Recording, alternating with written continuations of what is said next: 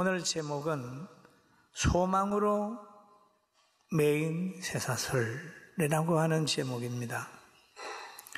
그런데 이 제목이 나오기까지의 과정들이 있어요.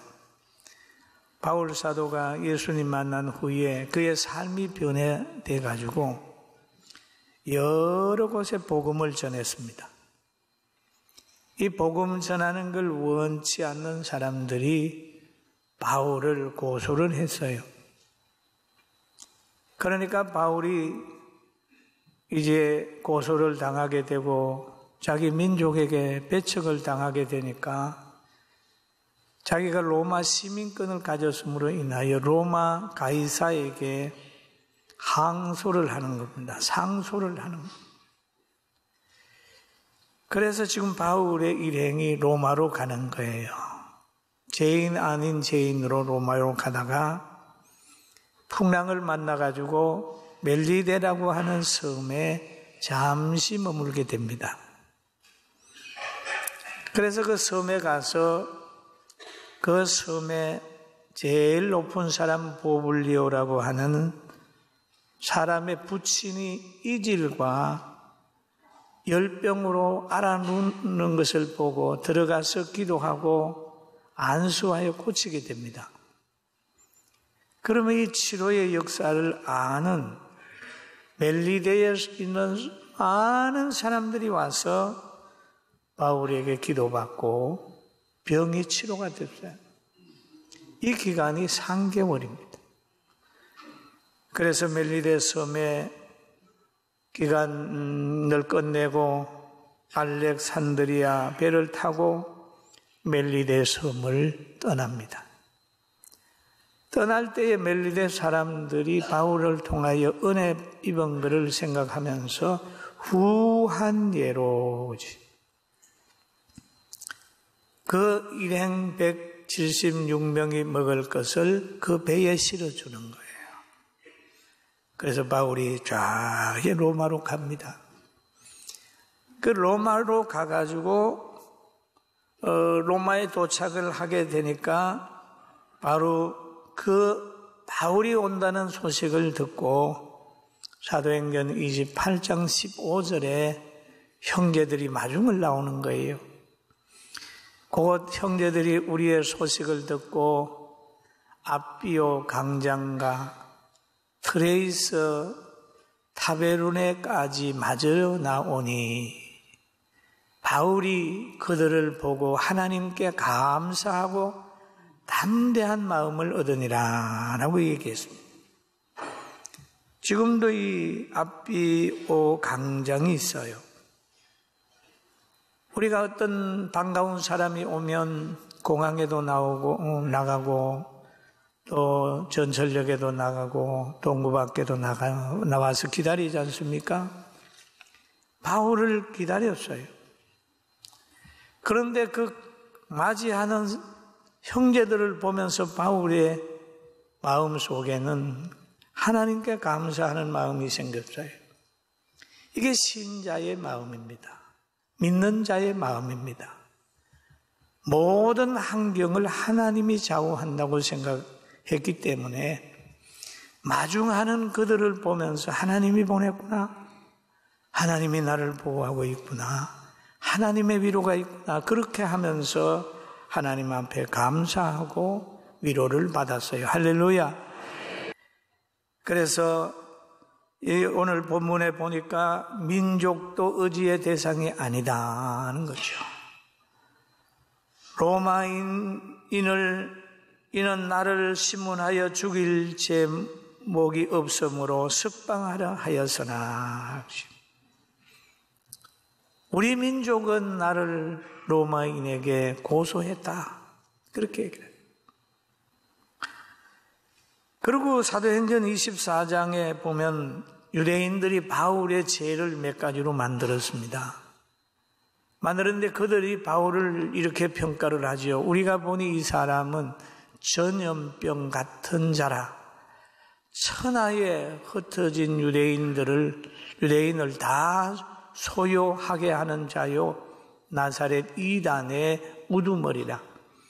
그가 또 성전을 더럽게 하려 함으로 우리가 잡아싸우니라고 하는 얘기를 하지요. 전염병 같은 사람이라고 하는 것은 그 사회의 암적 존재잖아요. 바울을 상대하지 마라. 그는 전염병 같은 사상을 가지고 있다. 이러면서 바울을 점점 따돌리는 거죠. 그 다음에 천하에 흩어진 유대인들을 소유해가지고 로마를 대적할 수 있는 사람이다. 그러니까 로마는 법은 바울 사도를 어떻게 해야 되지 않느냐. 정치적으로 몰아가는 거예요.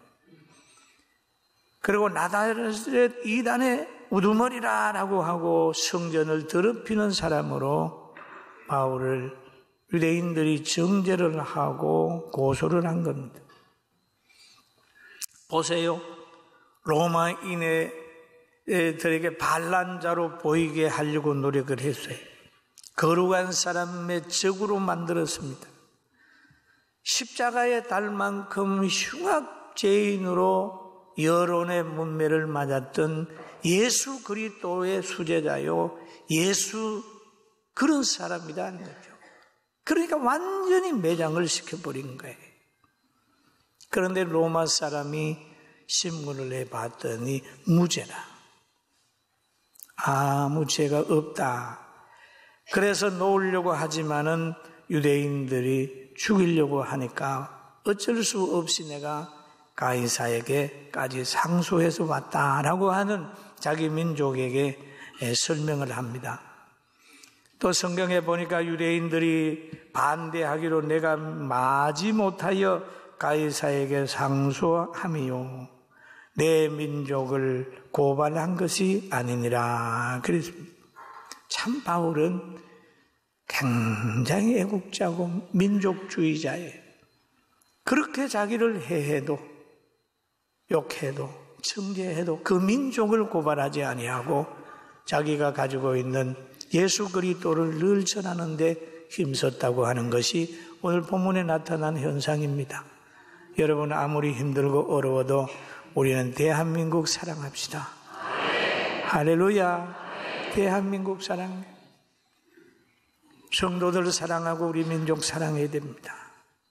저 어떤 나라에서 말하는 우리 민족 그 다끼리 한다는 것은 다 속에 음모가 들어있어요. 그 믿음 없는 사람의 우리 하고자 하는 우리 민족끼리는 그 사망운동하는 거예요.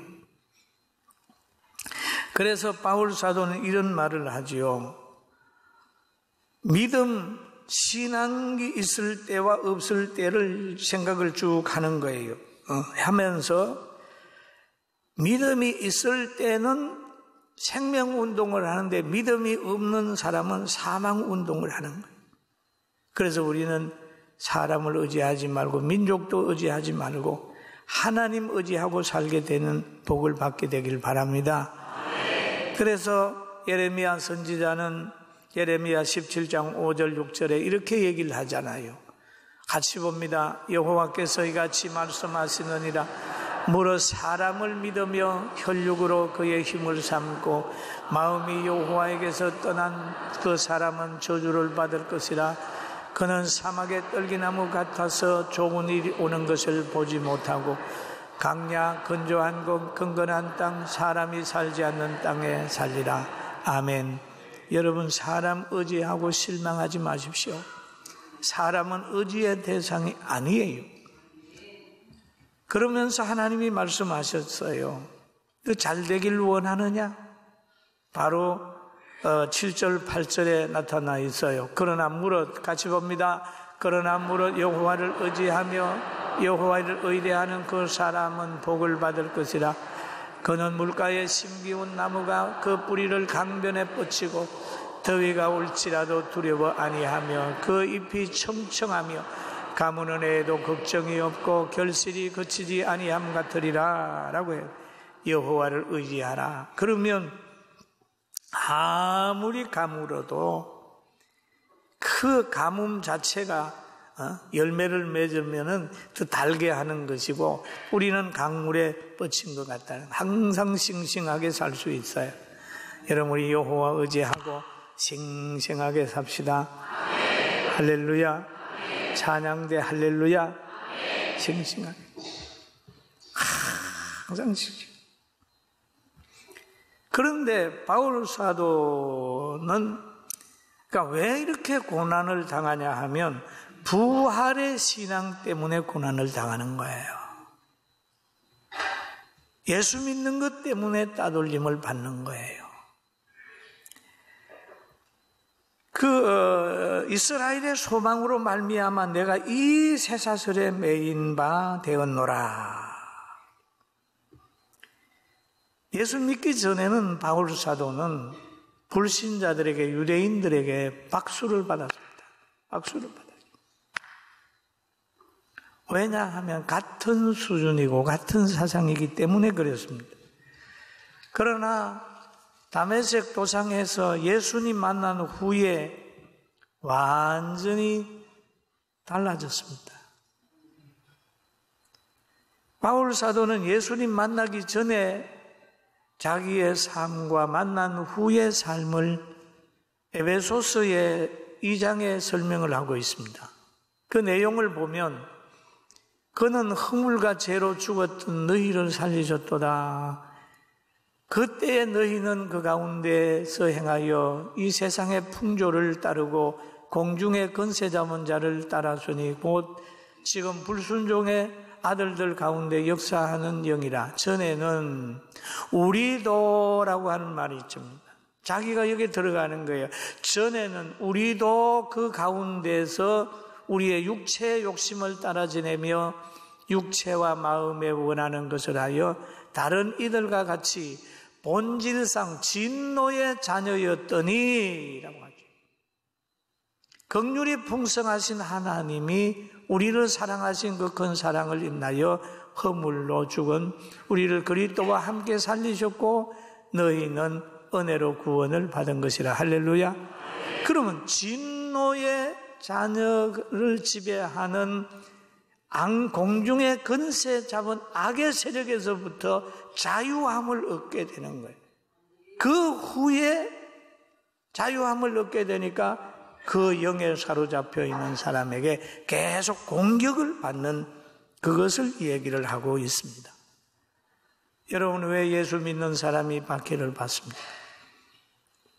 캄캄한 어두움을 지배하는 곳에 불을 켜놓으면 그 불을 끄라고 난리를 칠 겁니다. 바로 그런 것입니다. 구약 성경에 보면 아담과 하와가 나오지요. 아담과 하와가 하나님 말씀에 불순종하다가 낙원에서 쫓겨난 다음에 아들을 놓습니다. 가인을 놓고 아벨을 낳는데 이 두 사람도 장성해가지고 어느 날 가인은 농사한 걸 가지고 제단을 쌓고 아벨은 목장을 하는데 목축업을 해가지고 그게 양의 새끼를 갖다가 양의 기름을 갖다가 이제 짐승을 잡아서 제물로 드리는 거예요. 그런데 하나님이 두 제단을 보시고 아벨의 제단에 불을 내렸어요. 하나님이 그 중심을 받으셨어요. 그럴 때 그것을 보고 가인이 화가 나서 아벨을 쳐 죽입니다. 하나님이 가인에게 나타나서 하신 말, 가인아 너 아우 어디 있느냐? 제가 전 모릅니다. 제가 아우를 지키는 사람입니까? 라고 하는 대답을 한 내용이 있죠. 바로 성령의 은혜를 떠나게 되면 늘 믿는 사람을 박해하게 돼 있어요.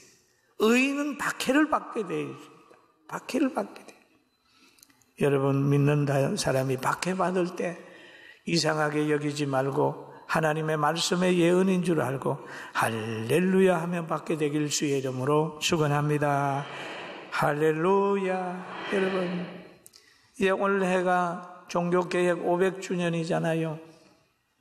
루터가 그 당시에 권위에 도전한 걸로 어떤 사람은 자꾸 얘기를 하는데 루터의 95개 항목이 쭉 보게 되면 자꾸 권위주의, 형상주의, 우상주의로 가게 되니까 성경으로 돌아가자는 거예요.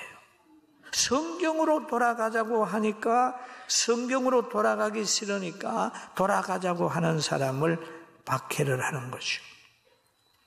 인본이로 가면은 하나님 중심으로 사는 사람이 박해를 받게 되어 있습니다. 여러분, 의를 따라가면서도 박해받을 때 할렐루야 하면서 기쁨으로 받을 수 있게 되길 주의 이름으로 축원합니다. 바울 사도는 부활의 신앙으로 말미암아 쇠사슬에 매였다라고 매였다. 그리고 또 바울 사도가 그곳에 가가지고 한 그 처를 머물게 됐을 때에 하나님이 그 거처로 많은 사람을 보냅니다. 사도행전 28장 23절에 나타난 말씀이지요. 그들이 날마다 날짜를 정하고 그가 유숙하는 집에 많이 오니, 같이 한번 볼까요? 시작.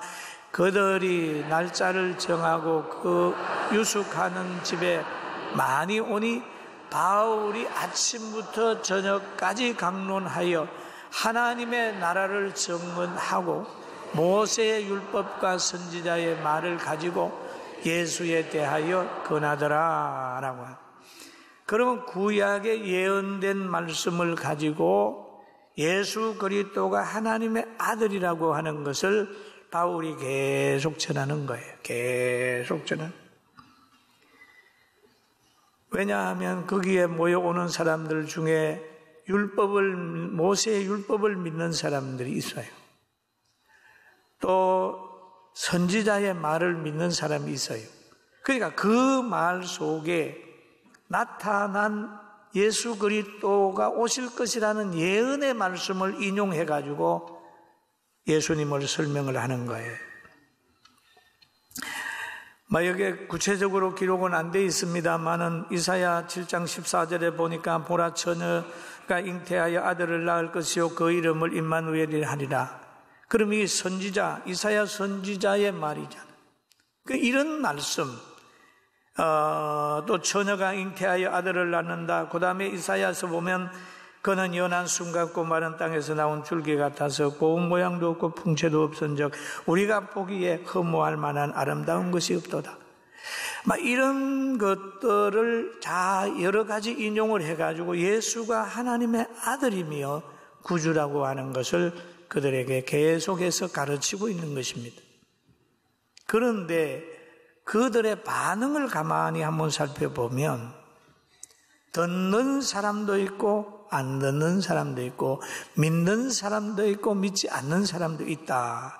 그렇게 성경이 얘기하고 있습니다. 28절 같이 한번 볼까요? 24절입니다. 그 말을 믿는 사람도 있고 믿지 않는 사람도 있어. 여러분, 오늘 설교를 듣고 은혜 받는 사람도 있고 못 받는 사람도 있을 겁니다. 여러분, 하나님의 말씀을 듣고 그러면 서로 사랑하고 말씀대로 그래 해야 되는데, 초대교회 그 사람들도 보면 말씀을 듣는 사람이 서로 안 맞다는 얘기예요. 서로 맞지 아니하여. 때로는 흩어질 때에, 그래요. 사랑하는 성도 여러분, 교회에 와서요, 옆 사람하고 마음 맞추려고 하지 마세요. 여러분, 마음을 하나님 앞으로 먼저 맞춰야 돼요. 할렐루야. 와, 내하고 마음이 안 맞다. 안 맞을 수 있어요. 예수님의 12명 제자들이 다 같이 마음이 맞았을까요? 안 맞았습니다. 교회에 와서 서로 마음 안 맞아가지고 신앙 손해 볼 거 없어요. 안 맞을 수 있다.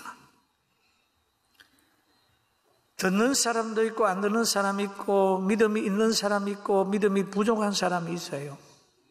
그리고 서로 마음이 맞지 않을 때가 있어요.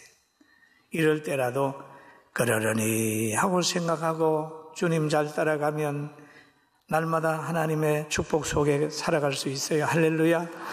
아멘. 옆 사람하고 마음 맞추려고 하지 말고 하나님 마음에 들어야 된다는 거예요. 그리고 서로 가면 돼요. 쫙 가게 되면 같이 가는 거죠. 맞지 않아요. 흩어질 때에 바울은 이 문제를 어디에서 찾았느냐 하면 성경에서 찾았어요. 성경에서 찾았는데 이사야서 6장 9절에서 10절의 예언의 말씀을 읽으면서 오늘 본문 26절부터 인용을 해놓은 부분들이 있습니다. 같이 한번 보실까요? 여호와께서 이르시되 가서 이 백성에게 이르기를 너희는 듣기는 들어도 깨닫지 못할 것이요 보기는 보아도 알지 못하여 이 백성의 마음이 둔하게 하며 그들의 귀가 막히고 그들의 눈이 감기게 하라. 염려하건대 그들이 눈으로 보고 귀로 듣고 마음으로 깨닫고 다시 돌아와 고침을 받을까 하노라. 지금 예언한 말씀 보게 되면 듣기는 들어도 깨닫지 못하고 보기는 보고도 깨닫지 못한다. 알지 못한다. 우리가 말씀을 들어도 그 내용도 모르고 하나님이 좋은 환경 줘도 그게 하나님이 주는 줄도 모르고 하나님이 사랑하기 때문에 연단할 때라도 그것도 모르고 멍하니 있단 말이에요. 그래서 바울 사도는 이 말씀을 보면서 위로를 받는 거예요. 괴인과 나라의 형편도 성경으로 보면 다 이해가 됩니다. 말세의 징조를 읽어보면 민족이 민족을 나라가 나라를 대적하여 싸우게 되고 또 불법이 성함으로 또 사랑이 식어지고 하는 그런 내용들이 쭉 나왔어요. 그리고 부활의 신앙을 가지게 되면 박해를 받는 것도 나왔습니다. 여러분, 의를 따르길 원하나 핍박이 무서워서 못 따르는 사람이 많고 열매를 가지기를 원하나 땀 흘림에 수고하는 것이 싫어서 열매를 가지지 못하는 사람도 있습니다. 성경에 보면 부자 청년이 구원받고 싶었어요. 그러나 자기가 가지고 있는 물질을 놓지 못하게 되니까 근심하며 예수님의 곁을 떠나게 되는 거죠. 사랑하는 성도 여러분, 우리는 하나님을 의지하면서 하나님의 축복을 바라보며 늘 예수님을 따를 때에 가장 힘든 게 자기 부인입니다. 너희는 너 자신을 부인하고 나를 따르라.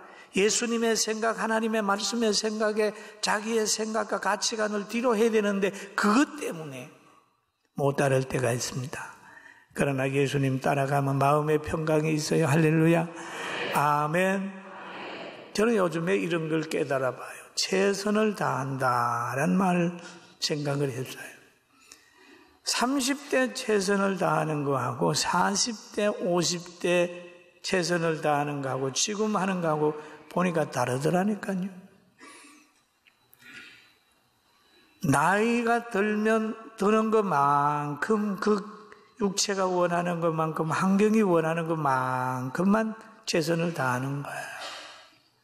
40대 한 거 그거 흉내 내려고 하면 육체가 못 견디는 거예요. 아, 그렇지. 그리고 여러분 차를 막 운전해 가잖아요. 가다 보면 100km 가는 차가 있고 80km 가는 차가 있습니다. 그 대신 120km 가는 차도 있죠. 아무리 달려도 100을 못 넘는 조금 낡은 차도 있을 겁니다. 자, 갈 때 뒤에서 빵빵합니다. 화를 내는 거예요. 나는 100km 가는 것이 최선이야 하고 그 자리를 지키는 것보다 120km 갈 수 있는 차가 왔다면 120km면은 교통위반이죠. 그러니까 110km로 얘기를 합시다. 줄입시다. 이제 피해 주는 거예요. 나는 최선을 다해서 하고 잡고 있는 게 아니라 가정에서도 더 잘할 수 있으면 며느리나 후손들에게 한번 해봐. 그리고 어머니로서의, 아버지로서의 연세 드신 분들의 그 상태에서 최선을 다하고 노년에 최선을 다하는 것 1번이 기도하는 겁니다. 할렐루야. 후손들을 위해서 기도하고 감사하고 긍정적인 얘기를 하고 그러면 얼마나 좋아요. 오늘 바로 부활의 신앙, 이스라엘의 소망이 때로는 그 쇠사슬에 묶이게 할 때도 있다. 진리를 따르는 길은 박해도 있고 욕먹음도 있다. 그러나 양보하지 말고 끝까지 하나님을 사랑하며 삽시다. 야, 여러분 우리 애국가 한번 합시다. 동해물과 백두산이 마르고 닳도록은 건 내가 별로로 생각을 합니다만 그래도 좋아요. 예. 동해물과 백두산 마르고 닳도록 하나님이 보호하사 우리나라 만세. 아멘.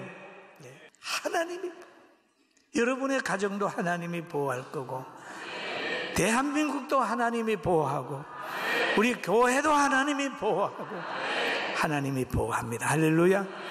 아무리 강한 쇠사슬이 바울을 묶고 있다 할지라도 하나님이 바울을 서시니까 가는 곳곳마다 대접을 받고 멜리데를 복음화시키고 그 로마에 들어가서 많은 사람에게 천국 복음을 전했어요. 사랑하는 성도 여러분, 환경에 지지 말고 환경을 이기게 되길 주의 이름으로 축원합니다.